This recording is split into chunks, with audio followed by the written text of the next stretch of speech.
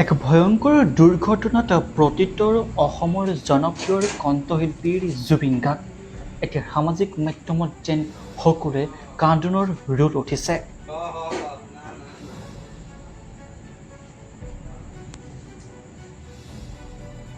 ছিংগাপুৰত দুৰ্ঘটনাগ্ৰস্ত জুবিন গাৰ্গ স্কুবাৰ ডাইভিং কৰি থকাৰ অৱস্থাত সাগৰত পৰে জুবিন গাৰ্গ। ছিংগাপুৰৰ আৰক্ষীয়ে উদ্ধাৰ কৰি জৰুৰীকালীন অৱস্থাত ভৰ্তি কৰে চিকিৎসালয়ত। অতি সংকটজনক অৱস্থাত আইচিইউত ভৰ্তি কৰোৱা হৈছে অসমৰ জনপ্ৰিয় কণ্ঠশিল্পী জুবিন গাৰ্গক। নৰ্থ ইষ্ট ফেষ্টিভেলত অংশগ্ৰহণ কৰিবলৈ গৈছিল ছিংগাপুৰলৈ জনপ্ৰিয় কণ্ঠশিল্পীগৰাকীয়ে। জানিব পৰা মতে এতিয়াও অচেতন অৱস্থাতে আছে জনপ্ৰিয় কণ্ঠশিল্পীগৰাকীয়ে। মাত কথাৰ নাই বুলি ইতিমধ্যে জানিব পৰা গৈছে এক সূত্ৰৰ পৰা। সঁচাকৈ অতি দুখ লগাৰ অতি হৃদয় বিদাৰ ঘটনাৰ।